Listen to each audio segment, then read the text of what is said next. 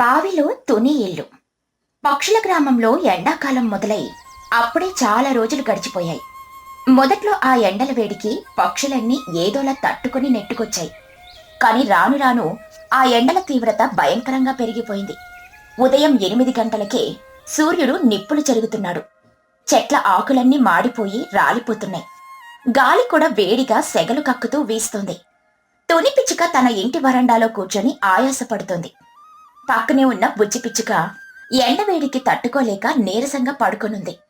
తుని పిచ్చుక ఇంటి వెనక ఒక చాలా పెద్ద పురాతనమైన రాతి బావి ఉంది. ఒకప్పుడు ఆ బావి నిండా చల్లటి నీళ్లుండేవి. కాని ఈ సంవత్సరం వచ్చిన భయంకరమైన ఎండలకి ఆ బావిలో నీళ్లు పూర్తిగా ఇంకిపోయాయి. అట్టడుగున కూడా ఒక్క చుక్క నీరు మిగల్లేదు. బావి పూర్తిగా ఎండిపోయి అగాధంలా కనిపిస్తోంది. అమ్మో, ఈరోజు ఎండ మరీ దారుణంగా ఉంది బుజ్జి. నా రెక్కలు కాలిపోతున్నాయి. ఇంట్లో ఉన్న కుండలోని నీళ్లు కూడా ఉడికిపోతున్నాయి. ఈ ఎండాకాలం ఎప్పుడు పూర్తవుతుందో ఏమో. అప్పటిదాకా మనం ప్రాణాలతో ఉంటామో లేదో కూడా అర్థం కావట్లేదు. నాకు కాలాడట్లేదు. బయటుంటే తందూరి చికెన్ లా వేగిపోయేలా ఉన్నాము. లోపలుంటే ఓవెన్ లో పెట్టినట్లు ఉడికిపోతున్నాం. ఎక్కడికెళ్ళినా ఈ ఎండ నుండి తప్పించుకోలేకపోతున్నాము. మన ఇంటి వెనుకున్న ఆ పెద్ద బావిలో అయినా కొంచెం నీళ్లుంటే వెళ్ళి అందులో మునిగి వచ్చేదాన్ని. కాని అది కూడా పూర్తిగా ఎండిపోయి ఎడారిలా మారిపోయింది. మనమేం చేయలేం బుజ్జి. ఈ ఎండను భరించాల్సింది. అలా నీరసంగా పడుకొనున్న బుజ్జి పిచ్చుకకు సడన్ గా ఒక అద్భుతమైన ఆలోచన వచ్చింది. వెంటనే ఉత్సాహంగా లేచి కూర్చుంది. అమ్మా, నాకు ఒక సూపర్ ఐడియా వచ్చింది. ఈ ఎండాకాలం పూర్తయ్యేదాకా మనం ఆ బావిలోని గడిపితే ఎలా ఉంటుంది? ఏంటని పిచ్చి ఐడియా? బావిలో నీళ్లు లేవు కదా, అందులో ఏం గడుపుతాం? రాళ్ల మధ్యలో పడుకుంటామా? అదేనమ్మా నా లాజిక్. బావి చాలా లోతుగా ఉంటుంది. చుట్టూ లావుపాటి రాతి గోడలుంటాయి. కాబట్టి సూర్యుడి వేడి అంత లోపలికి వెళ్ళదు. రాతి గోడల వల్ల కింద భూమిలో చల్ల చల్లగా ఉంటుంది.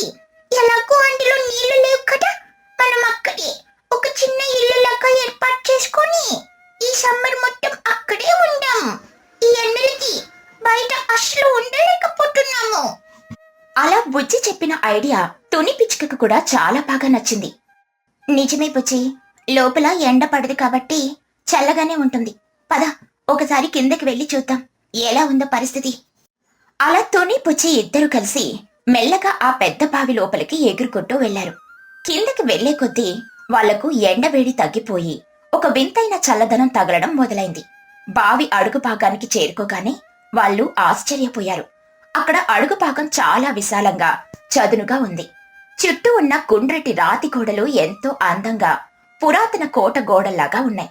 పైనుండి వస్తున్న వెలుతురు బావి మధ్యలో పడుతూ మిగతా చోట ప్రశాంతమైన నీడను ఇస్తుంది. లోపల గాలి ఫ్రిడ్జ్ లో ఉన్నంత చల్లగా ఉంది. వావ్ అమ్మా, చూసావా లోపలంత చల్లగా ఉందో? అసలు బయట మండుతున్న ఎండకు ఇక్కడున్న చల్లదనానికి సంబంధమే లేదు. ఇది అచ్చం ఒక చిన్నపాటి ఇల్లులాగా ఉంది కదూ. నిజమే పుచ్చి, నీ ఐడియా అద్భుతం. మనం మన ఇంట్లో ఉన్న వంట సామాన్లు, చాపలు అన్నీ ఇక్కడికే తెచ్చేసుకుందాం. ఈ గోడలకున్న చిన్న చిన్న రాతి పగులలో మన సామాన్లు పెట్టుకోవచ్చు. వెంటనే తల్లి కూతుర్లిద్దరూ పైకి వెళ్లి తమకి కావలసిన సామాన్లన్నీ కిందకి తెచ్చుకున్నారు. బావి అడుగున ఒక పక్కన చక్కటి వంట పొయ్యిని ఏర్పాటు చేశారు. రాతి గోడల మధ్యున్న ఖాళీల్లో గిన్నెలు, ప్లేట్లు సర్దారు. బుజ్జి పిచ్చుక అడవిలో దొరికే కొన్ని కూరగాయల తీగలను, సొరకాయ, బీరకాయ పాదులను తీసుకునొచ్చి ఆ బావి లోపలి గోడలు వెంబడి ఒక పందిరిలాగా కట్టింది. ఆ తీగలు పచ్చగా గోడల మీద పాకి ఆ బావి లోపల ఒక అద్భుతమైన గ్రీన్ గార్డెన్ లాగా మారిపోయింది. తుని పిచ్చుకకు ఇంకొక తెలివైన ఆలోచన వచ్చింది. బావి లోపల గాలి ఆడడానికని ఒక పాత పెద్ద మట్టి కుండను తీసుకొనొచ్చింది. ఆ కుండ అడుగు భాగాన్ని పగలగొట్టి లోపల కొన్ని పచ్చటి వెదురు ఆకుల్ని పెట్టి దాన్నొక ఫ్యాన్ లాగా తయారు చేసింది.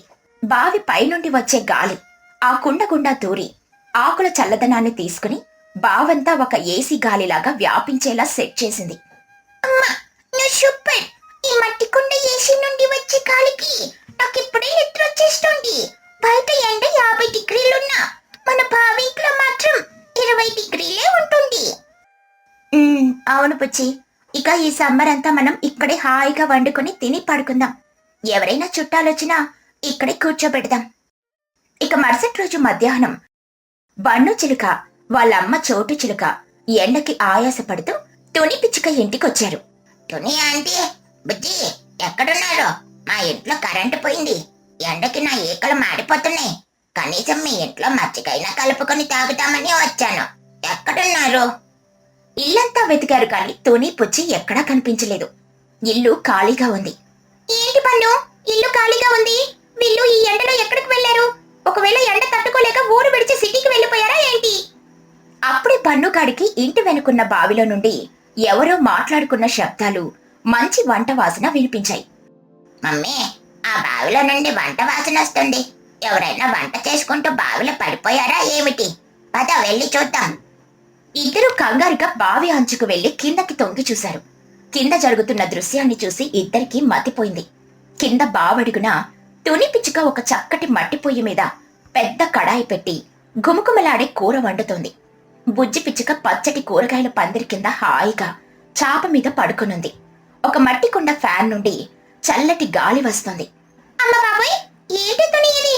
బావిలో పడిపోయావా అనుకుంటే బావిలో ఇల్లు కట్టుకుని వంటలు చేసుకుంటున్నావా? అద్భుతంగా ఉందేంటి? మమ్మీ, చూస్తుంటే ఇది 5 స్టార్ హోటల్ కిచెన్ లాగా ఉంది. ఆ వంట వాసనకి నా కడుపులో ఎలుకలు ఏసీ కోసం ఎదురు చూస్తున్నాయి. నేను ఇప్పుడే కిందకి దూకేస్తున్నాను. చోటు చిలుక బన్ను చిలుక వెంటనే బావిలోకి ఎగిరి కిందకొచ్చారు.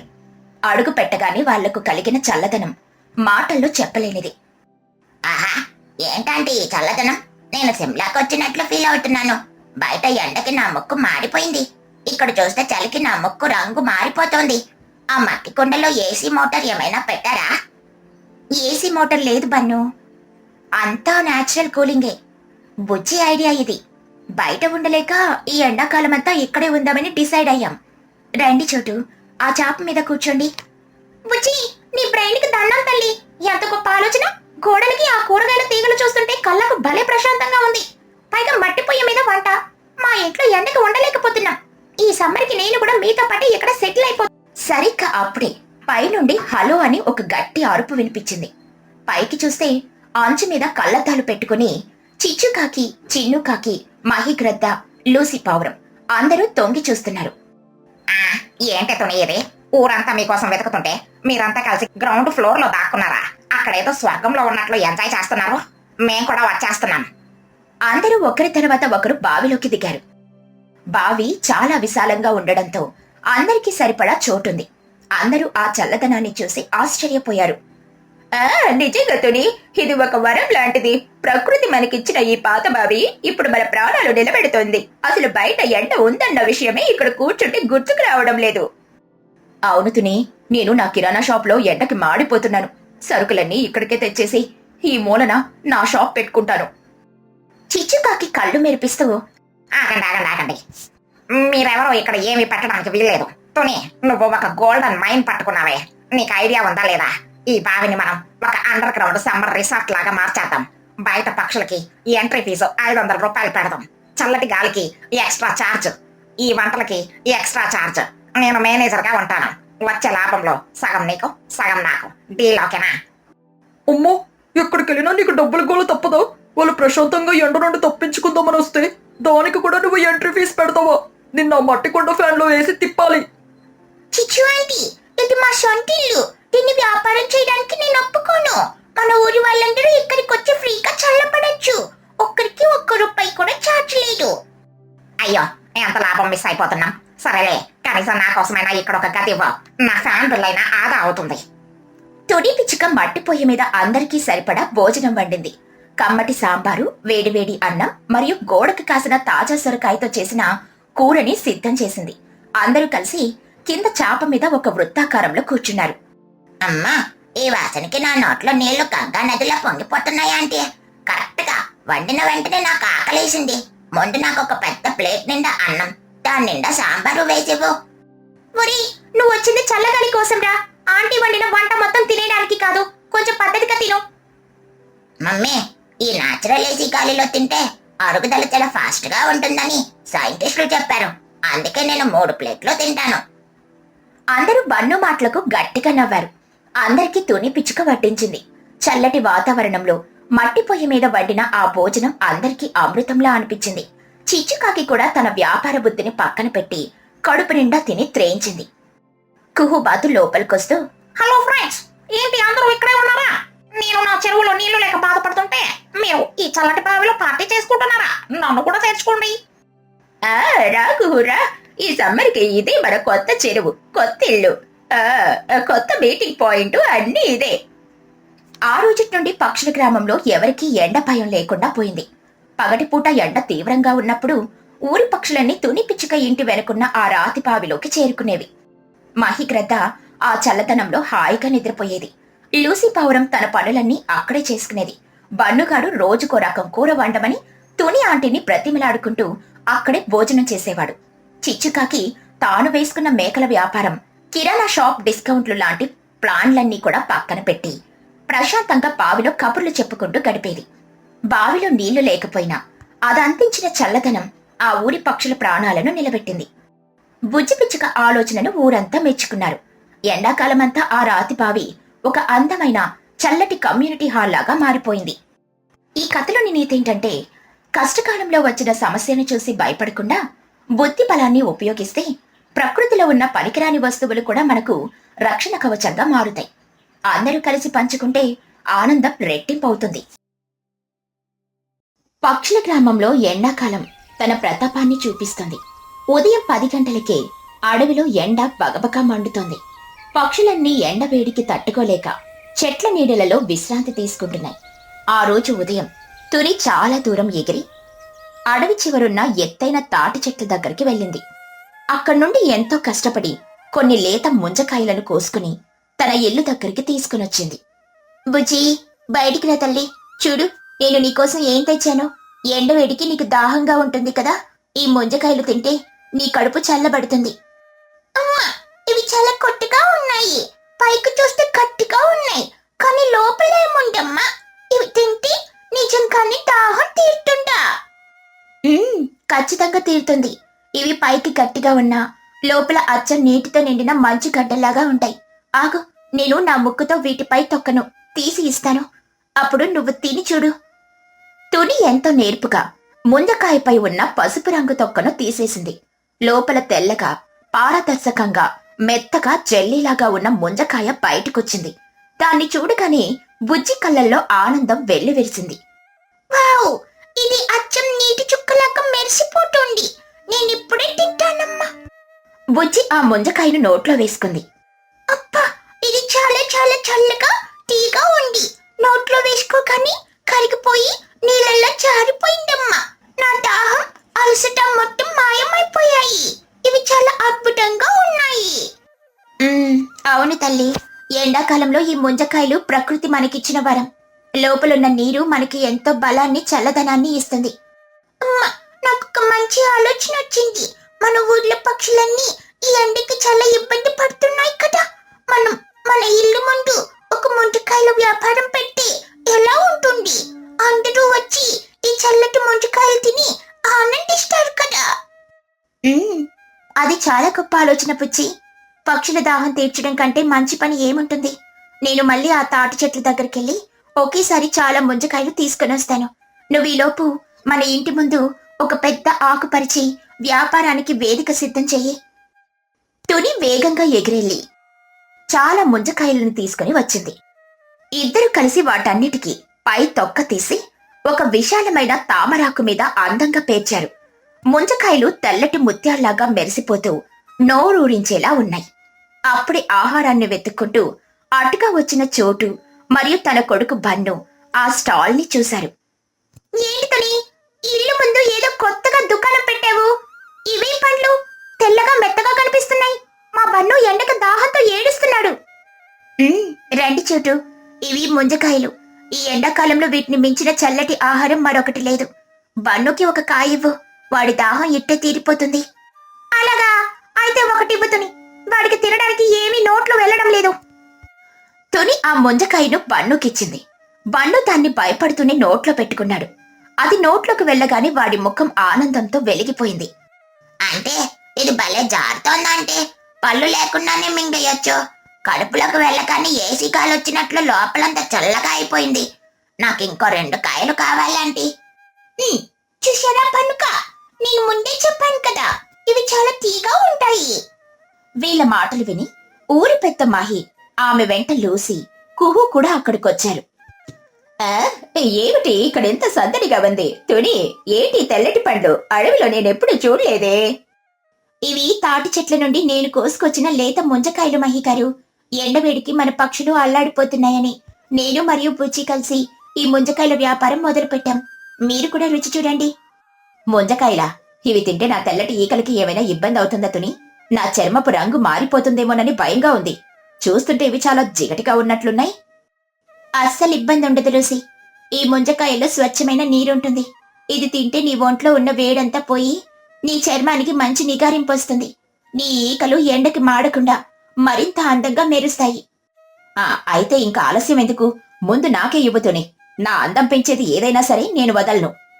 లూసి ఒక ముంజకాయ తిని చాలా ఆనందపడింది. వాహ్, ఇది నా ఈకలకే కాదు, నా మనసుకి కూడా చాలా ప్రశాంతతనిచ్చింది.